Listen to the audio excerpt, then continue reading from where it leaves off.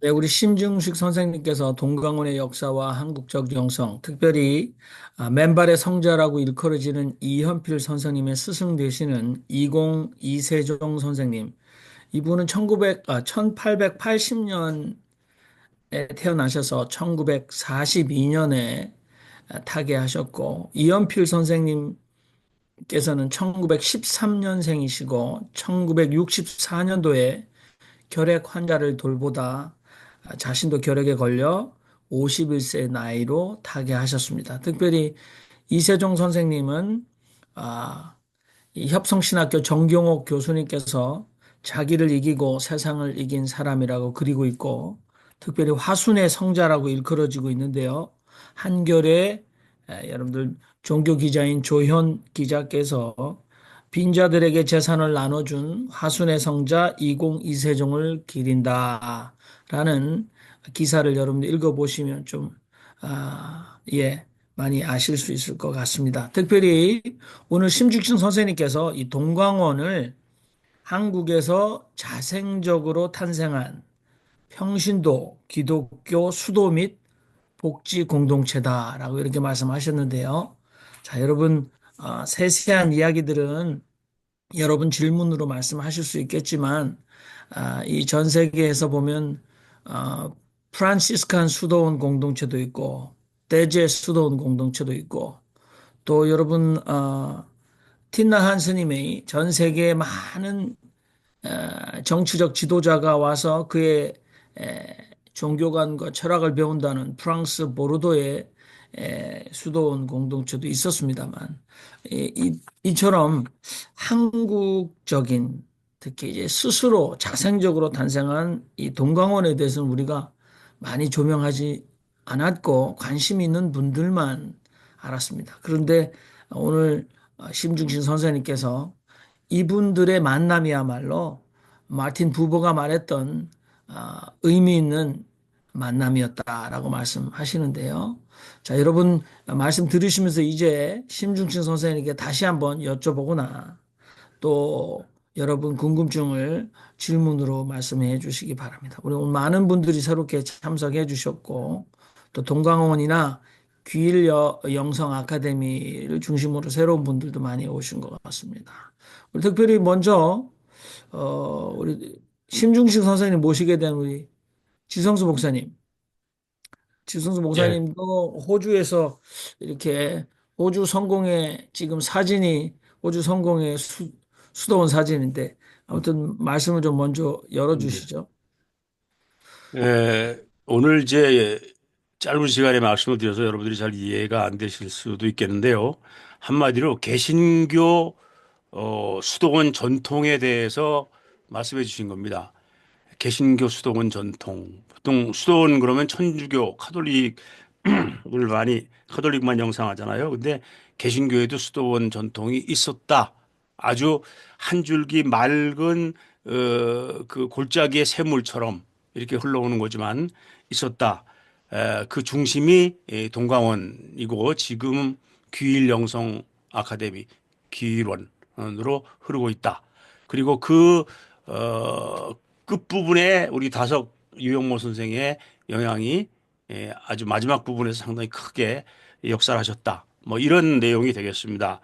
그런데 제가 놀라운 것은 카톨릭의 수도원은 뭐 워낙 전통이 깊고 하니까 그 나름대로의 그 전통이 있잖아요. 근데 여기는 우리 개신교는 뭐 서구에 뭐 프로테스탄에 뭐 개신교 수도원이 있었던 것도 아니고 정말 처음부터 아주 토착화된 수도 전통이었다. 이것이 좀 굉장히 정말 노벨상감이다. 노벨상이 너무 유치하죠, 사실은. 정말 위대한 것이다. 가치가 있다. 이렇게 생각이 됩니다. 그러나 그것이 요즘 우리의 대다수의 기독교인들, 주류 기독교인에게 무슨 의미가 있겠는가? 사실은 별로 의미가 없습니다. 왜 영향력이 없으니까요. 그러나 이것은 저희들 같이 길을 찾는 사람들에게 대안으로서 의미가 있는 거죠. 우리가 그런 길을 다 걸어갈 수 없지만 늘 바라보고 생각하고 나가는 대안으로서 수도원의 의미가 있다고 생각합니다. 저는 오늘 아주 재밌는 기사를 읽었는데요. 감리교회에 우리 김성호 목사님이 조금 좀 설명해 주면 좋겠는데 감독이 1년제가 아니라 4년제랍니다. 4년제고 감독이 되면은 교회를 사임하게 되고 감독만 전임자고 그 되는데 김선도, 김홍도, 김국도 그 세 형제가 감리교에서 가장 그 빅브라더스거든요. 성공한. 그런데 그 세 형제가 다 아들들에게 세습을 했답니다. 나란히. 예? 근데 이제 김국도 중간에 막내 김국도 셋째죠. 막내는 건도가 또 있었으니까 국도 목사는 저하고 신학교를 같이 다녔고 처음에 교회를 개척을 했을 때 저도 같이 가서 전도사로 일을 담당하고 했었거든요. 그래서 그런 분위기를 잘 아는데 이 현재 기독교에서 정말 왕국을 이룬 사람들이죠. 예, 아주 성공적인 기독교 엔터프라이즈는 저 그렇죠.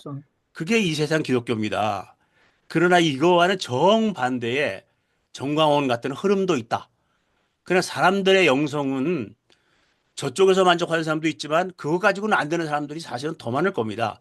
그럴 때 바라볼 등대와 같은 역할을 하는 곳이 바로 동광원 같은 곳이다. 저는 그렇게 정의를 하겠습니다. 네, 감사합니다. 여러분들 또 편안하게 말씀하시는데 저도 지금 계속해서 가장 중요한 주제어가 한국에서 자생적으로 탄생한 특별히 평신도 여기 우리 20 이세종 선생님을 전주 한일 장신의 차정식 교수는 목사도 신학자도 아니었지만 치열한 삶의 실천 현장에서 성경을 통해 깨달은 기독교의 진리를 구경적 영성의 경지로 밀어붙여 가히 성인의 경지에 다다른 인물이다. 이렇게 평가하고 있습니다. 그래서 저는 이렇게 뭐 목사가 또는 신학적 사상가가 이끄는 그런 예, 이 영성이 아니다라는 게 굉장히 큰 의미가 있다라는 생각이 드네요. 특별히 마이스터 에크하르트 여러분들 개인적으로 굉장히 존경하고 좋아하시는 분 계시겠습니다마는 우리가 캐톨릭 신학에 있어서 개신교들이 다 버리고 나온 것 중에 가장 중요한 자산이 버려서는 안 되는 자산이 바로 영성 수도의 정신입니다. 그리고 예전, 특히 예배에서의 캐톨릭의 유산. 그래서 음악을 다 버리고 나오는데 독일의 루터란은 버리지 않았어요. 그래서 루터란 예배에 가면 면면이 이어왔던 기독교의 영성적 음악이 그 예전에 또는 예배 아직도 남아 있거든요. 근데 저는 제가 드리고 싶은 말씀은 이것이 핵심입니다. 우리가 중세라고 얘기하면 교회사에서 암흑기로 굉장히 금방 대치합니다. 그래서 중세 시대를 암흑기라고 얘기합니다만 사실은 그건 한 면만 봤다라는 거죠. 중세 시대의 교황들이 이 광야에 이렇게 이세종 선생님처럼 무소유로 자신의 전 재산을 가난한 자에게 나눠주고 아주 인간이 먹을 수 없을 만한 아주 그 음식을 먹으면서도 살고 있었던 사막이나 사막의 성자들을 향하여 중세 교황들이 찾아가서 중세 교회의 문제에 대해서 깊은 도움과 또 가르침을 청하는 일들이 중세에 일어났기 때문에 저는 그 서구 신학자들이 중세를 다르게 보는 물론 소수들입니다만은 그만한 가치가 있는 오히려 제도적 그 중세 교회는 어마어마한 재산으로 그 교권을 누렸음에도 불구하고 그와 반대되는 진정한 기독교는 광야의 빈들이나 사막에 영성으로 존재하고 있었다. 이렇게 우리가 평가해야 되지 않을까 그런 생각이 드는데요. 자, 여러분 편안하게 말씀하시고 김성공 목사님 말씀하시죠. 발제하신 선생님 말씀 잘 들었습니다. 제 목소리 들리나요? 네, 잘 예. 들립니다. 네. 그 질문이 하나 있는데요. 다른 게 아니고 그 어, 예를 들면 떼제 공동체를 가보면 거의 기도와 또 노동 그리고 성찬식이 있거든요. 근데 여기 동강원 그 후속으로 영성 아카데미에서는 기도와 노동 그리고 성찬을 어떻게 소화했는지 좀 말씀해 주셨으면 고맙겠습니다. 네, 신중기 선생님 말씀하시죠. 네, 알겠습니다. 그, 어, 기도가 곧 노동이고, 노동이 곧 기도다. 이거는 동광원에서 귀일 영성의 특징이 하나가 불이적, 둘이 아니다. 기도와 노동이 둘이 아니고, 그 성과 속이 둘이 아니고, 모든 것이 둘이 아닌 그런 입장에서 살고 있습니다. 그렇기 때문에, 우리가, 어, 그 예배 생활이고 봉사 생활이고 그 아까 이연필 선생님이 그 정인세 원장님한테 야고보서 1장 27절을 적어드렸는데 정인세 원장님은 그걸 보고 이 동광원의 고아원 원장직을 수락했다. 그 말은 하나님 아버지 앞에서 경건한 어, 이 경건한 어, 성결하고 경건한 모습은 환난 중에 고아와 과부를 돌보고 자기를 지켜 세속에 물들지 않는 이것이니라. 거기에서 이렇게 고아나 뭐 과부나 이런 어떤 사회적인 봉사활동, 사회적인 그런 구제활동, 그런 활동하고 자기를 지켜 세속에 물들지 않고 하나님 앞에 경건하게 하는 그런 수도 생활하고 그 둘이 아니다. 이런 입장에서 결국은 우리가 했던 거고, 우리 또 늘 우리가 땅 파는 것이 기도입니다. 기도 소리는 땅 파는 겁니다. 네, 또 김금남 원장님 아까 숨 쉬는 것이 기도지요. 어떻게 기도합니까? 숨 쉬는 것이 기도지요. 우리 사는 것이 기도지요. 네, 쉬지 말고 기도하라. 우리 일상 전체가 늘 주님과 주님 안에서 주님을 생각하면서 주님의 말씀 묵상하면서 주님 안에서 사는 삶 자체가 기도 생활이라 해가지고 물론 특별히 기도 시간도 갖기도 하지만 그러나 꼭 그 기도 시간이 없다고 해서 기도가 아니고 뭐 가서 풀 뽑는 것도 기도고 마당 쓰는 것도 기도고 노동이 곧 기도다 하는 입장이고 그런 또 이 성찬식이라고 하는 것도 그것도 이 다섯 선생님의 영향일 수도 있지만 이연필 선생님이 하루에 한 끼 먹고 그 이세종 선생님도 하루 한 끼 아니면 수시로 금식하고 금식이고 그 성찬 즉 일체 모든 것을 다 하나 뭐 먹는 물을 마시면서 음식을 먹으면서 그 모든 것들이 결국은 하나님의 은혜를 받아들이는 거다. 이 성찬의 의미를 그리스도의 몸이라고 일체 그냥 어떤 의식에 있어서 그 몸만이 그리스도의 몸이 아니라 이 세상 전체 만물이 다 그리스도의 몸이다. 나는 그리스도를 먹고 사는 거다. 그런 입장에서 성찬식이라고 특별히 갖지를 않습니다. 그래서 우리가 그러니까 그 다석은 일식을 하나님을 먹는 것이다. 일식이 성찬이다.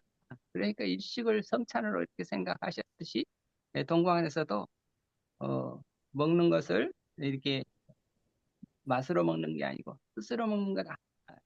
그렇기 때문에 별도로 어떤 성찬 세례식 그런 것을 특별히 어떤 목사님들이 강요해가지고 하자 그러면 마지못해서 하는 때는 있지만 그것이 딱 이렇게 이 선생님이 성찬식을 하라 어느 규칙적으로 어느 때는 성찬식을 하라 이런 법이 없습니다. 네, 고맙습니다. 네. 아, 제가 그 박영호 선생님께서 그 진리의 사람 다섯 유형모 책을 읽으면서 그 속에 보니까 아마 저한테는 굉장히 그 아마 이현필 선생님으로 기억이 되는데 아마 심중시 선생님이 제 생각을 기억을 교정해 주실 수 있으실 텐데 그 한센병 나병 환자들의 아버지라고 불리는 분이 이현필 선생님이실지 모르겠어요. 근데 그 서양 특히 미국에서 온 선교사와 이 전라도 지역에 전도를 하다가 특별히 나 환자들이 많이 살고 있는 곳에 가서 그들을 전도하는데 서양의 선교사가 이 파란 눈을 가진 백인 선교사가 이 나병 환자를 간호하면서 이 지팡이를 짚고 가는데 그분을 부축하고 그분을 간호하기 위해서 그분의 몸에서 이제 지팡이를 이렇게 받아서 이분 신앙이 깊다는 이분에게 이 지팡이를 잠깐 들고 있어라 하고 나 환자를 돌보려고 하는데 순간 자기가 그 지팡이를 좀 잠깐 이걸 가져주세요라고 맡겼을 때 순간 주저했다는 거죠. 그 지팡이가 나 환자의 지팡이인데 내가 내 손으로 만질 수 있는가라는 순간적인 망설임이 있었다가 자신의 경지를 깨닫고 대성통곡하고 자기가 아직도 굉장히 모자르구나. 그래서 내가 나 환자를 전도한다는 사람이 어떻게 잠시 잠깐 이분이 사용하는 그 지팡이를 내 손으로 붙드는 것을 내가 거부하다니 해서 스스로 굉장히 부끄러움을 느끼고 그 다음에 돌이켜서 깊은 경지에 들어가는 계기를 만들어내시고 결국은 이 한센병 환자, 나 환자들을 위해서 평생을 살으셨다. 그때 그 순간에 그 깨달음, 그것이 굉장한 그 이야기로 어, 써놓으셨더라고요. 박용호 선생님께서. 그래서 우리 심중진 선생님께서 제 얘기를 들으시고 어떻게 조금 이게 아마 동강원의 역사 중에 하나 같은데 혹시나 동일한 이야기인가 아니면 제 이야기가 잘못됐는지 한번 말씀 부탁드리겠습니다. 예.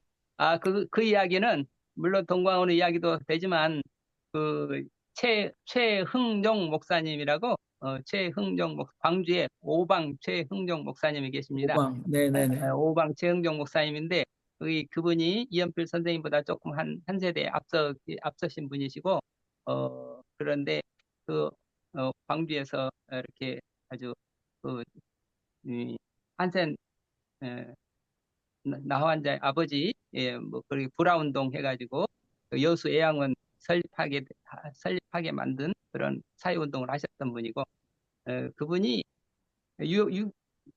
유교였는데, 집에 처음으로 그렇게, 선교사의 말을 끌고 오다가, 선교사가 당시에 신앙도 없는 사람이었는데, 이렇게 그 죽어가는 그 나환자의 여인의 지팡이를 좀 잠깐 좀 집어주라고 해서, 그 그 어떤 그 아주 나환자가 아주 꺼려하던 도저히 접근하기도 싫고 만질 수도 없는데 그 선교사가 그 집으라고 하고 선교사가 그냥 그 여인을 안고 말에다 태우고 그 선교사의 모습에 감화를 받아가지고 자기는 또 그 지팡이를 짚는 순간에 감전을 한 어떤 그런 어떤 울림이 왔다는 거죠.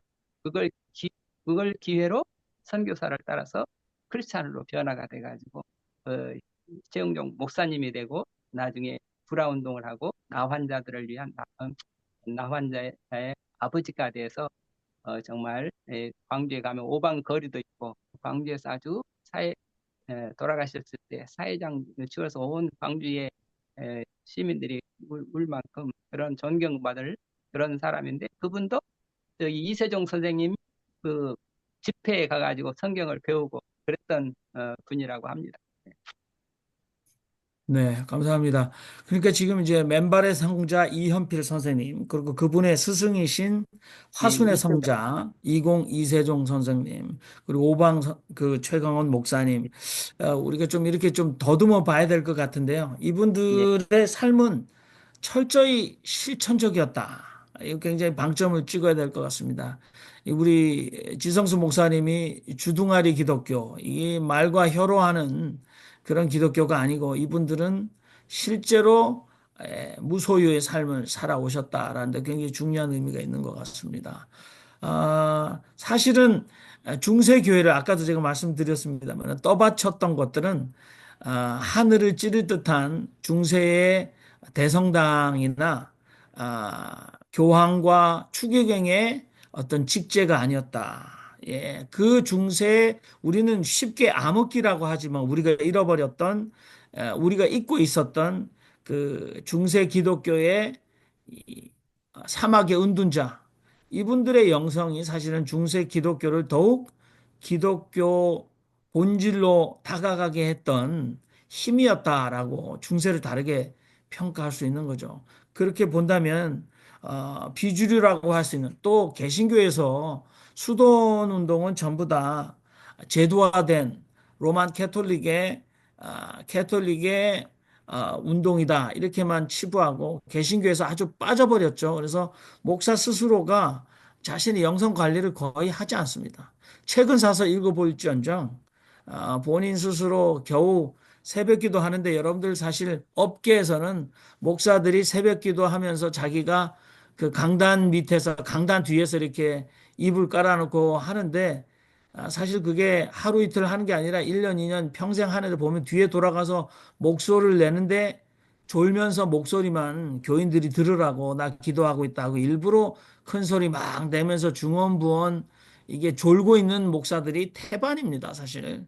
습관적으로 하고 있거든요. 그게 업계에서는 그리고 또 부목사들은 부하 목사 이렇게 가가지고 거기서도 그냥 하면서 목소리를 그냥 분위기를 만들어내요. 그리고 또 거기 가 있는 신자들도 졸면서 반은 졸면서 하는데 거기 가서 복 달라고 하는 거거든요. 거기 진급하고 복 주고 합격하고 이거 하는데 큰 뭐 개신도의 새벽 기도가 전 세계적이고 유일하게 새벽 기도하는 교회가 한국 교회다라고 자부하지만 진정한 영성은 거기에 없다. 왜냐하면 아까도 말씀하셨지만 땅 파는 게 기도고 호흡이 기도라고 얘기하면서 공동체에서 삶으로 살아내는 분들이 계신데 거기에 영성에 비하면 겨우 새벽에 좀 일어나고 잠 안 잤다고 자기 기독교인으로 할 일 다 했다. 그래서 저는 기독교인들이 좀 성경 볼 때 자기는 큐티했다. 큐티의 맛도 모르는 것들이 이렇게 얘기하는 사람 보면 정말 아주 정말 이분들이 읽었던 계절이 가는 줄 모르고 읽었던 성경 그 의미를 깨달으려고 치열하게 읽었던 성경과는 뭐 큐티 해가지고 시어머니한테 잔소리했는데 회개한다 이 정도 일기 쓴 거 가지고 자기가 성경의 비밀을 깨우쳤다고 하는 이 개독교 영성과는 비교할 수 없다는 생각을 합니다. 자, 여러분 오늘 이렇게 동강원에 대해서 특별히 이연필 선생님, 이세종 선생님 익숙하지 않지만 그래도 여러분들의 의문은 있을 것 같습니다. 그리고 여러분의 생각도 나눠주시면 좋을 것 같은데 우리 홍덕률 교수님 말씀해 주시죠. 네, 말씀 너무 잘 들었습니다. 그냥 저기 궁금해서 여쭤보고 싶은 게 하나 있어서요. 지금 그 동광원 아니면 귀일원, 함께 그 공동체 생활을 함께 하는 분들이 한 몇 분 정도 지금 같이 계시는지가 우선 기본적으로 궁금하고요. 혹시 그 안에 정직자는 없다는 말씀인지도 조금 한 번 더 확인해 주셨으면 좋겠고요. 그리고 저기 그 같은 맥락에서 이게 추세라는 게 있을 텐데 그 규모가 어떻게 좀 그냥 그 10년 전, 20년 전, 30년 전하고 비교해서 이렇게 현상 유지가 되는 건지 아니면 확대되는 추세인지 아니면 좀 이렇게 더 오히려 축소해 가는 추세인지까지 좀 여쭤보고 싶습니다.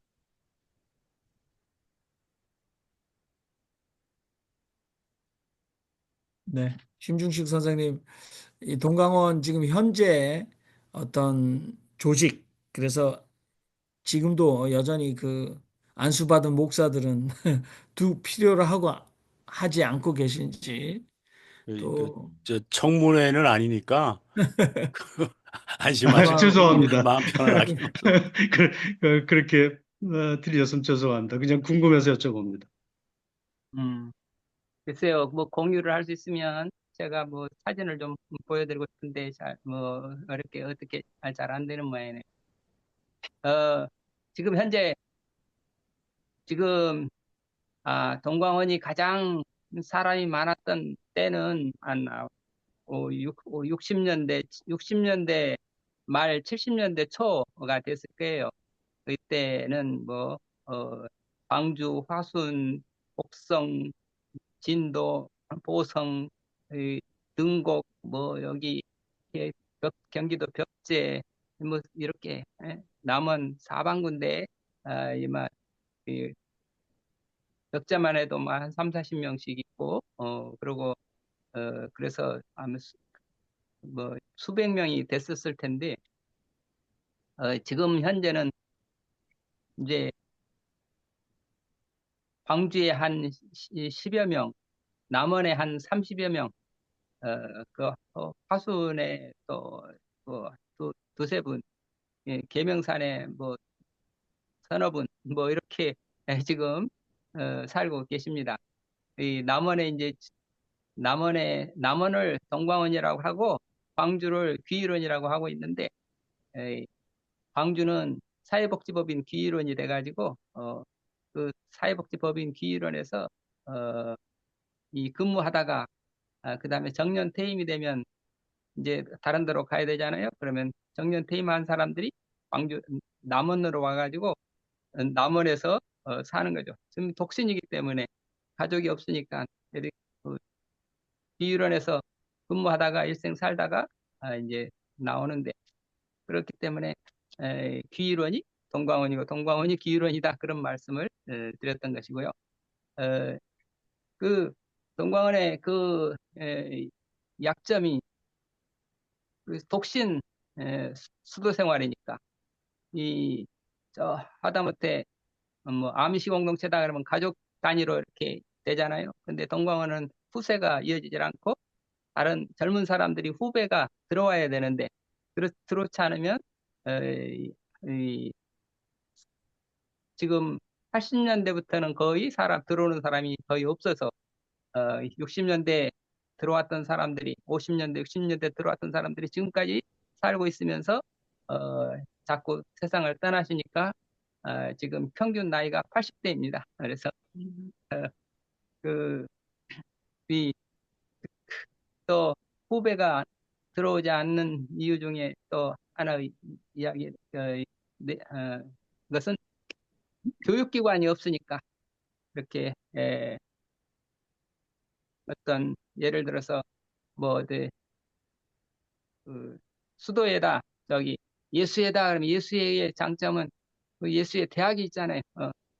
수사를 길러가지고 예수의 수사들을 모집해가지고 교육을 대학을 졸업시켜가지고 전부 신부로 이렇게 예수의 신부로 이렇게 길러내는데, 원불교다 그러면 원불교 대학이 있고 그러는데, 동광원은 뭐 어떤 교파 종파도 아니면서 자체적으로 또 뭐 학교가 있는 것도 아니고 교육기관이 있는 것도 아니고, 그러다 보니까 이게 아마도 이제 한 100여 년 8, 90년 지났는데 100여 년 지나면 아마 이게 사라지는 게 아닐까, 이런 생각이 들어갑니다.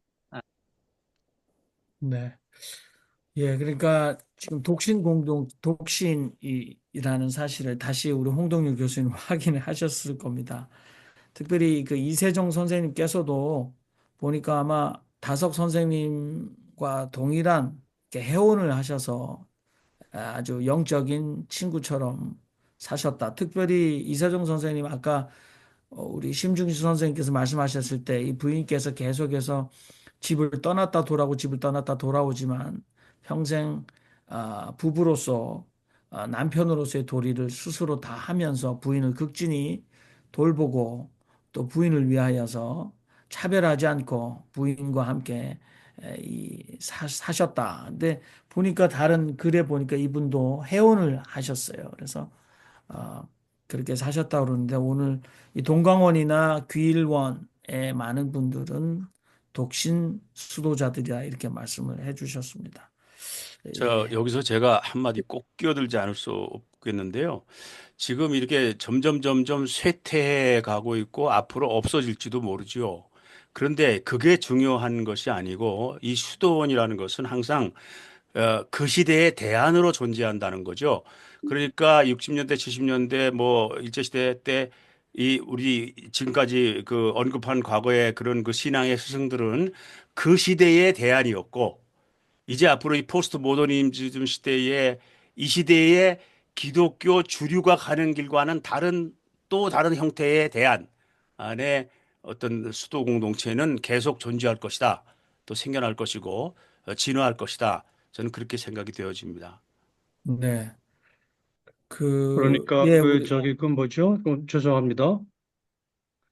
이게 그 말씀 전적으로 공감이 되는데요. 예, 그러니까 예컨대 규율원이 50년대, 60년대에 상당히 규모가 컸다가 컸을 때는 그 당시 한국 기독교나 한국 사회의 대안적인 문제의식을 가지고 시작을 해서 상당히 일정 규모를 유지할 수 있었는데 이것이 시대가 변하면서 이것이 그러면 이제 냉정하게 얘기하면 시대가 바뀌었고 문제의식도 달라졌고 고민 주제도 달라졌고 그렇죠. 하니 귀의론은 역사적인 수명을 다했고 지금 시대에 맞는 또 새로운 대한 공동체가 등장할 거다. 이렇게 볼 예, 수도 있지만 예, 이렇게 볼 수도 있지만 귀의론이 끊임없이 시대를 읽어가면서 자기 그 진화하는 음, 노력 아, 혹은 그런 도전을 통해서 계속 어쨌든 뭐 항상 처음에 등장했을 때의 문제의식을 끝까지 가져가라는 법은 없잖아요. 예, 스스로 진화할 수도 있고 스스로 음, 자기 변화를 모색할 수도 있는 그렇죠. 거라고 생각하는데 그렇다면 비혼, 독신, 수도 생활에서 독신이 그렇게 문제라면 독신을 그렇게 고집할 필요가 있을까? 죄송합니다. 이것은 상당히 도발적인 얘기인데 아, 예, 그냥 해보는 생각입니다. 당연하죠. 예컨대 그런 방식으로 시대의 변화에 따라가면서 자기 진화를 모색하는 것도 방법이지 않을까? 이런 생각도 해보는데, 그래서 이제 여쭤보는 거였습니다. 네. 그 말씀을 듣다 보니까, 그, 문동환 목사님이 그 우이동에서 가졌던 그 새벽의 집. 새벽의 집이요. 음, 그 공동체가, 그 공동체 운동을 했는데 결국 깨져버렸어요. 왜 깨져버렸냐니? 부부와 자녀가 있으니까 이 공동체가 이게 유지가 안 되더라. 이제 결론은 그렇게 되었거든요. 어, 아니, 뭐, 그렇다고 해서 또, 가족 공동체는, 영성 공동체를 만들기가 쉽지가 않다. 그렇다고 해서 우리가 뭐 포기하거나 좌절할 건 아니라 생각하고요. 어쨌든, 이러한, 어, 영맥을 이어가는, 영맥을 이어가는 그러한 흐름이 있다. 이것은 저는 상당히 고무적이라고 생각합니다. 예. 저도 네. 한마디 해도 될까요? 네네, 우리 정수자 목사님 말씀하십시오. 어? 오늘 말씀해주는 심중식 선생님 감사합니다. 저는 백제에 있는 동강원에 가본 적이 있습니다. 그 연정현 신부님의 부인이 되시는 친구가 저를 데리고 그리고 가서요. 소위 구경시켜 주셨는데 그때는 솔직하게 고백을 합니다. 아무것도 모르고 갔어요. 근데 오늘 이 동광원의 역사를 들으면서 많이 배우면서 제가 그때 그것을 미리 알고 갔었으면은 거기에서 뭔가가 함께 일이 됐지 않았겠는가 하는 생각도 좀 듭니다. 그렇지만은 저는 제가 시작하는 일이 따로 있었기 때문에 동광원 관심을 그렇게 갖지 못했는데요. 오늘은 말씀 제가 너무 감사해서 한마디 하려고 그랬습니다. 그런 그분도 평신도거든요. 소위 목사가 되지 않고 기독교 삶 속에서 대단한 뜻을 가진 분들이 계시다는 것, 저는 굉장히 중요하다고 생각합니다. 그리고 그 삶 자체가 진정한 의미에서 하나님의 뜻을 자기 삶 속에서 이루고 특히 아까 기도 얘기를 하시는데요. 제가 70년대 서울에 올라와서 기장 여신도회 함께 하면서 왜 그냥 공개적인 사람들 앞에서 기도하는 것만 기도냐. 우리가 걸어 다니면서 하나님을 부르면 그것이 기도가 아닌가. 그런 얘기를 해서 걸어 다니면서 하는 기도 이런 식으로 뭔가를 그런 소위 여성들의 운동 속에서 그런 걸 해본 적이 있어요. 근데 그런 뜻이 있는 것에 저는요 반드시 하나님의 진짜 하나님의 뜻이 그 위에서 이루어진다고 믿습니다. 실망하지 마시고 끝까지 열심히 해주시기 바랍니다. 제가 하고 싶은 말은 그것이 결론입니다. 네, 감사합니다. 우리 김미령 저는 선생님 같이 오셨군요. 거기 격제동광원에. 근데 그 격제동광원이 57년에 여성 수도원을 시작하자 해가지고 우리 정한나 어머니께서 여인들 셋이서 아주 깊은 산골에 아무것도 없는 그런데 갈 때 풀 나무 몇 개 이렇게 꺾어서 이렇게 지붕에서 눈이 오면 눈이 떨어질 정도로 그렇게 허름한 집에서 수도 생활을 시작을 했답니다. 예, 그 장소가 격제 수도원. 거기에는 우리 네, 여성들이 남성들은 의지하지 말고 우리 여성들끼리 자립하고 자족하고 그렇게 한번 수도 생활을 해보자 하고 시작했던 장소가 특별한 그런 여성 수도원의 장소였습니다. 감사합니다. 네. 네. 그 제가 자꾸 중세 타령을 하고 있는데 화려했던 가장 그 교권이 극에 달했던 중세 시대의 교황. 그런데 그 중세 그 기독교를 떠받쳤던 것은 사실은 사막의 은둔자와 이 수도원 또는 영성의 힘이었다라고 생각한다면 오늘 홍동률 교수님처럼 이게 물론 우리가 경계해야 할 것이 바울이니까 그렇게 살았고 예수니까 그렇게 살았고 아브라함이니까 그렇게 살았고 하면서 그분들을 칭송만 하고 내 삶은 전혀 관계없고 그분들을 브랜드로 만들어 놓고 자기는 빠져버리고 예외하는 그래서 대리만족을 하는 많은 분들 특별히 뭐 우리가 퀘이커에서도 함석헌 선생님의 퀘이커리즘을 굉장히 존경하고 따르고 있었지만 나는 함석헌이 아니니까 하고 예외시키는 것은 우리가 경계해야 되겠습니다만은 어차피 이 독신적 수도원 자립 복지 또는 수도 공동체의 삶에 다 모든 사람들이 들어갈 수는 없고 대중적일 수 없다고 봅니다. 그렇죠?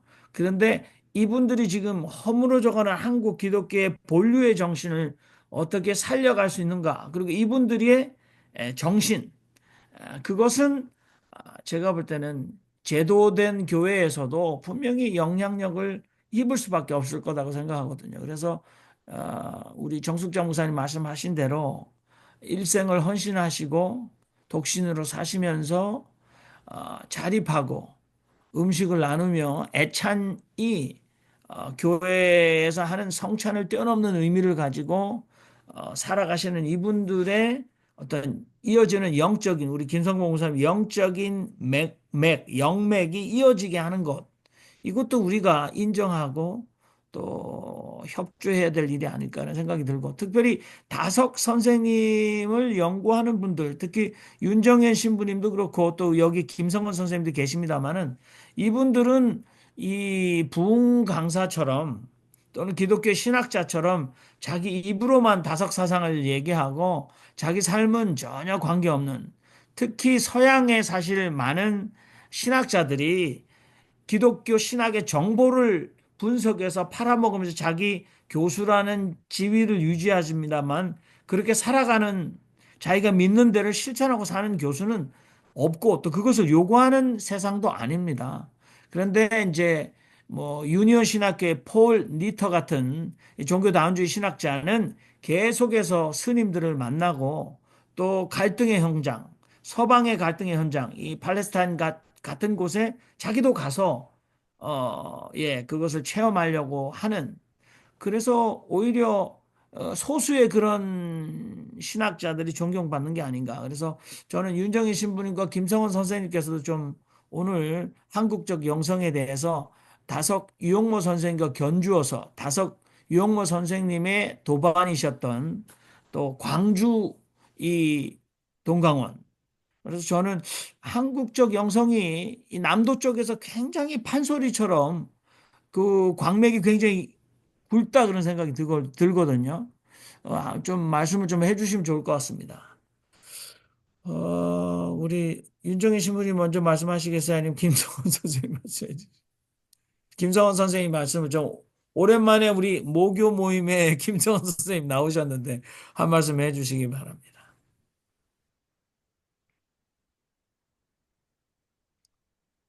네, 마이크 키시고요.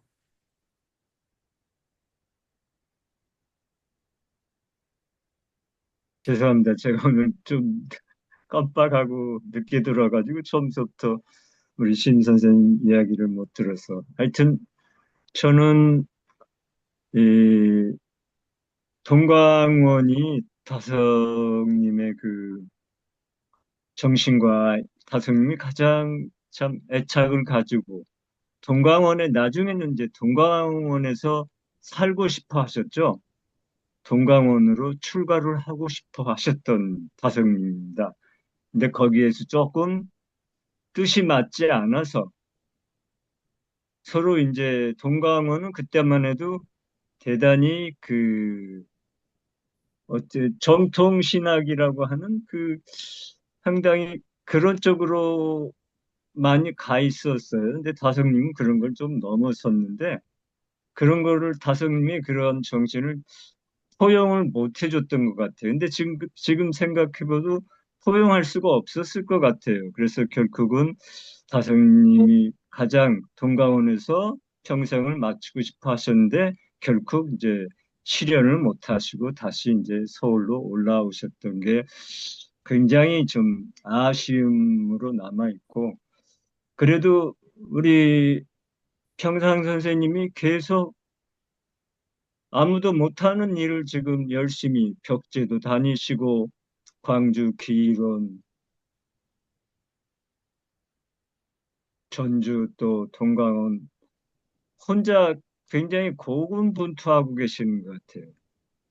그래서 그런 걸 볼 때마다 굉장히 한편으로는 같이 하지 못하고 있는 것이 조금은 마음이 좀 안쓰러운 생각이 듭니다. 제가 같이 동참하지 못하는 게.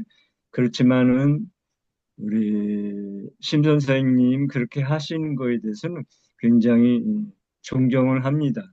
그리고 또 심 선생님은 이미 30대서부터 해원을 하셨고 일찍이 일식을 해오신 분이에요. 제가 아주 놀랬습니다. 30대서부터 해원을 했다는 것은 처음 듣고 그냥 깜짝 놀랐는데 아, 앞으로 좀 후임이 생길 때까지라도 계속 에, 하시면서 그 뭐라고 할까 후임이라고 뭐 하지만 하여튼 그런 분이 나올 때까지라도 계속 이어갔으면 좋겠습니다.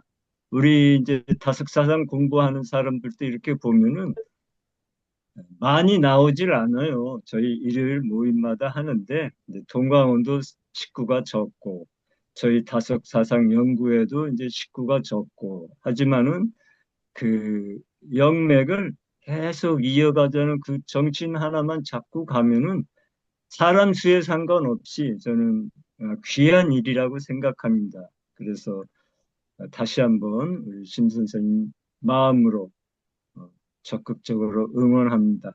예, 이상입니다. 네. 우리 아이, 해원 당하신 감사합니다. 윤정현 신부님. 이게 뭐 남도의 뭐 선교 이런 특별하다고 봐요.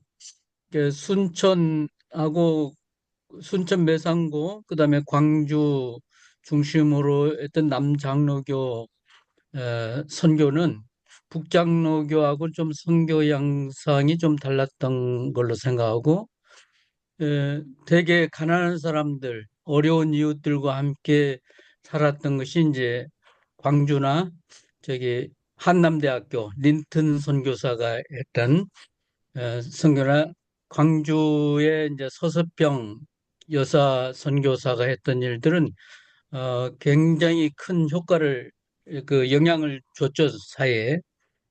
그것이 이제 지금도 최응정 목사님이 그 선교사들 영향을 받고 거린들과 또 나은 자들과 같이 살면서 그 광주 YMCA와 함께 그 어려운 이웃과 함께 하는 그런 일들이 시작됐는데 바로 6.25 전쟁 이후로 전쟁 고아와 그다음에 홀로 사는 여성들이 많으면서 이연필 선생님이 자연스럽게 이제 그들과 함께 살면서 가난한 사람들과 함께 사는 영성 그런 것들이 굉장히 영향을 미쳤고 또 아이들도 한때는 몇백 명 동강원에서 에, 아이들을 데리고 있었는데 다른 교단에서 동강원에서는 고기도 안 먹이고 채식만 하고 그런 게 애들을 학대한다 해서 고발도 하고 한 그게 시기 질투하는 단체에서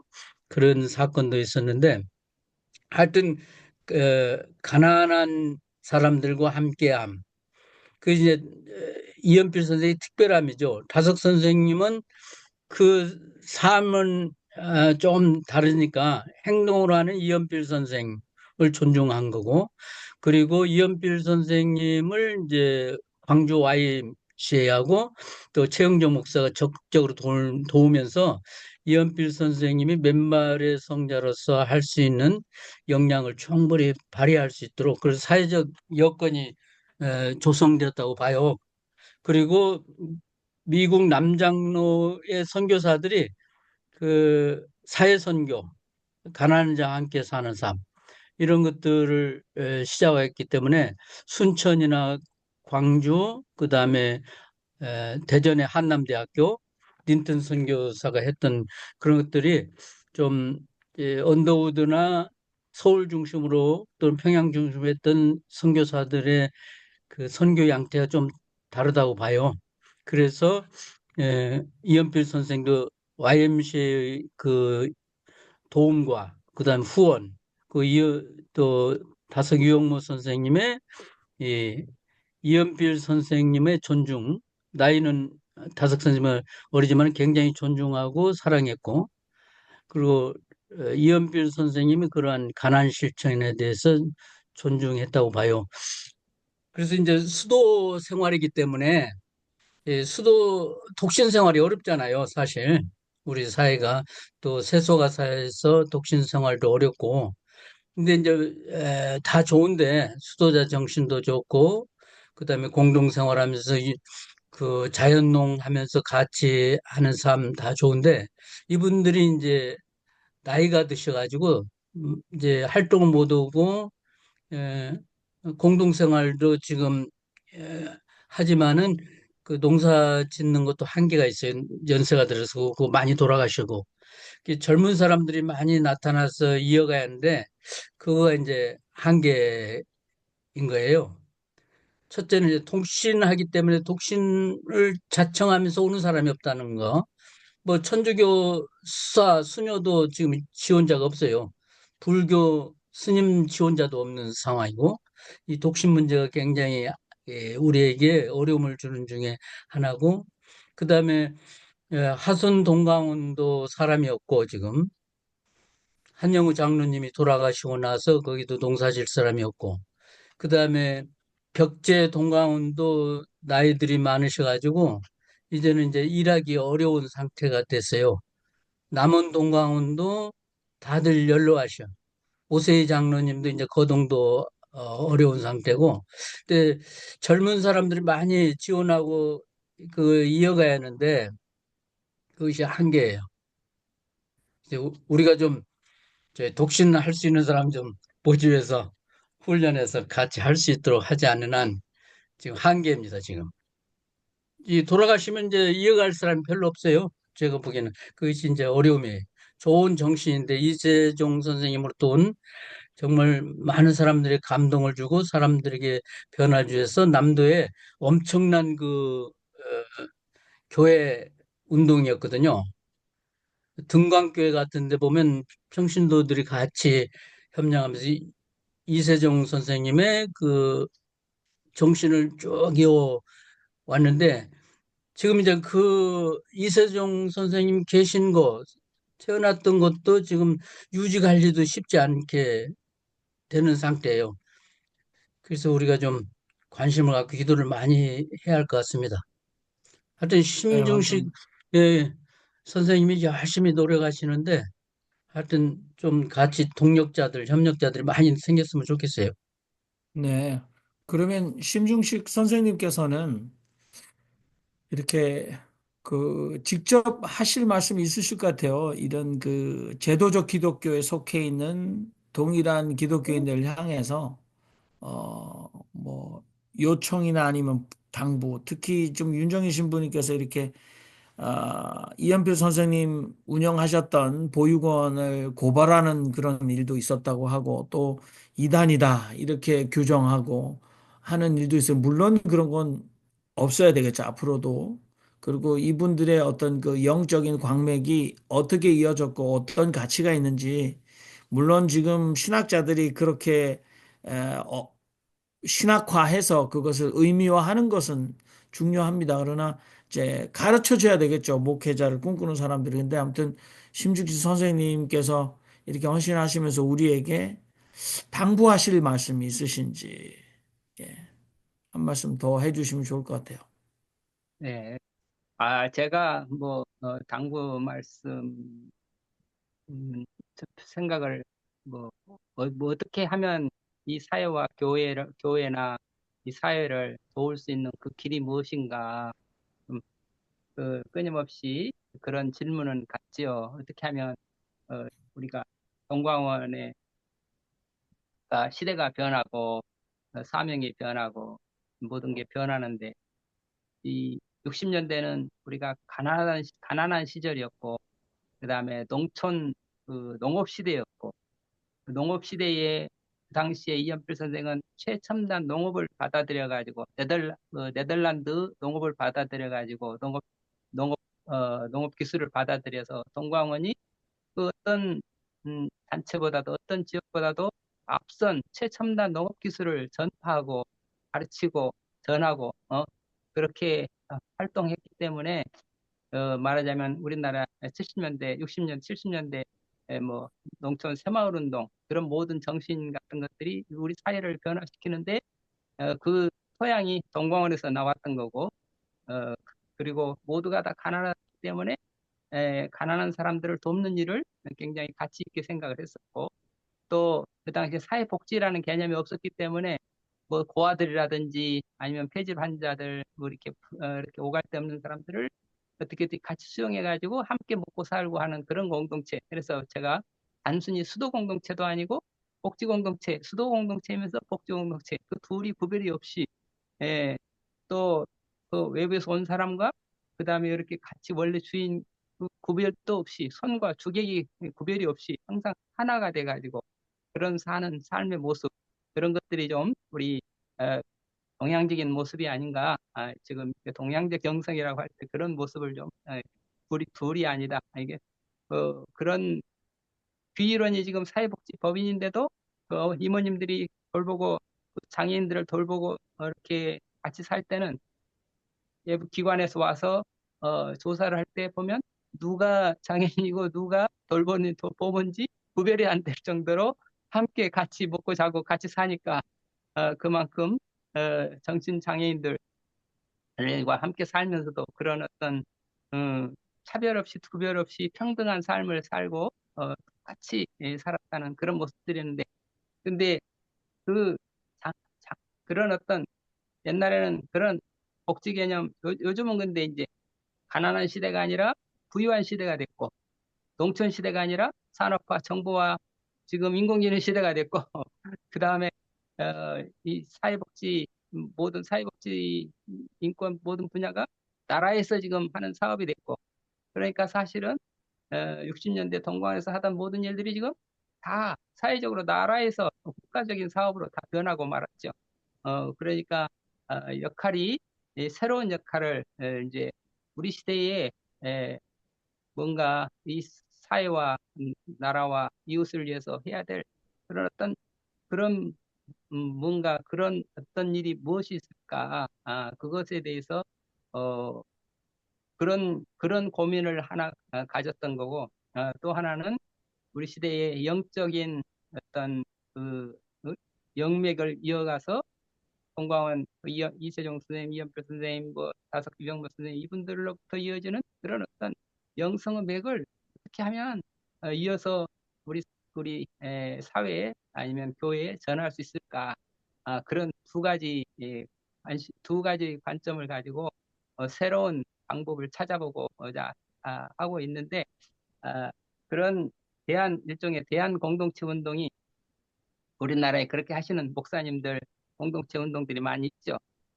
예를 들어서 이, 그 다일 공동체 그러면 우리 최일도 목사님이 새로운 형태의 이런 어떤 아포 운동이라든지 이런 것들은 동광원에서 하던 일을 어떻게 보면 새로운 형태로 이어서 지금 하고 있다고 이렇게 보여지는데, 또는 뭐 또 우리 어디야 밝은 빛 공동체인가 최철호 목사님 해서 또 새로운 이게 공동체를 도시와 농촌을 같이 연결해서 뭔가 공동체를 해보려고 하는 그런 운동들도 있고, 그래서 이렇게 우리 시대에 새로운 대한 공동체 운동은 뭐가 있을까 그런 것을 고민하는 많은 분들이 계시는데, 저도 역시 뚜렷하게 어떤 공동체 운동이 있으면 좋을까 그런 부분이 저로서 새로운 대안을 찾기가 어렵고, 다만 우리가 이 영성, 영성의 맥은 뭐 이어가야 되지 않느냐. 그거를 그런 부분에 하기 위해서 저는 일차적으로 다스 선생님이나 우리 이현필 선생님이나 또 우리 김금남 원장님이라든지 이분들이 삶의 모습 속에서 살고 그다음에 세상을 떠날 때 얼마만큼 깨끗하게 떠나셨는가. 왜 그렇게 죽음을 그렇게 담담하고 깨끗하고 아름답게 죽음을 맞이할 수 있었는지, 그런 모습이나 그런 영성을 어떻게든지 좀 문서화하고 그걸 어떻게든지 우리가 이렇게 배우고 그걸 전할 수 있는 그런 일에 저는 주로 그런 일을 좀 힘쓰고 있습니다. 그러니까 이 공동체로서 우리 시대에 지금 인공지능 시대에 어떤 어떻게 하면 젊은이들이 모아가지고 모여서 이게 수도 공동체이면서 그 다음에 복지 공동체를 만들 수 있을까? 그 공동체에 대한 대안은 아직까지 저는 감을 못 잡겠고, 다만 그래도 끊임없이 변하지 않는 것은 인간의 실존 문제를 해결할 수 있는 어떤 영성의 문제, 영성은 우리가 계속 우리가 그래서 오늘 주제를 갖다가 만남이라는 의미로, 이 만남이라고 하는 게 이 피상교의 만남이 아니라 영성을 다른 말로 하면은 이 그런 어떤 그, 그 만남의 마틴 부버가 두 가지로 말했잖아요. 하나는 경험으로서의 만남, 그 다음에 또 체험으로서의 만남, 인카운터, 익스피리언스가 되면 안 되고 인카운터가 돼야지. 다섯과 어떻게 인카운터가 될 수 있나? 이런 어, 이연필과 어떻게 인카운터가 되나? 인카운터가 됐을 때 스승과 제자의 관계가 만들어지고, 이 세상과 그런 인카운터가 되면은 물리적인 결합이 아니라 화학적인 변화가 일어나가지고 전혀 새로운 어떤 삶으로 변화가 되는 그런 영성, 그런 것을 그런 흐름이 귀일 영성으로 이연필 선생이 귀의론을 하십시오 할 때 그 귀의론을 하라는 말에는 뭐 사회복지 운동 하라는 의미도 있지만, 그보다는 그런 어떤 다섯 선생님이 말하는 피상교를 넘어서서 정말 속 아래 속을 알아주는 그 삼원정신을 저는 스승의 가운찍기를 받아들여서 이심전심으로 가운직이 서로 속을 알아줄 수 있는 가운직이 소가를, 직이라는 말은 이게 뭐 자기를 알아주는 가장 속과 속을 나눌 수 있는 진정한 그런 친구. 예수님께서 이제 너희는 내가 제자가 아니라 친구다 할 만큼 그런 제자가 친구라고 할 만큼 어떤 속과 속이 만나서 하나가 되는 그런 만남의 영성을 어떻게 한번 전해볼 수 있을까? 그걸 알아볼 수 있을까? 그런 주제로 오늘은 말씀드리고 싶었습니다. 예. 네. 신주기 선생님 감사합니다. 동강원의 역사와 한국적 영성 오늘 주제 발표 토론은 이 시간 마치도록 하겠습니다. 수고하셨습니다. 감사합니다.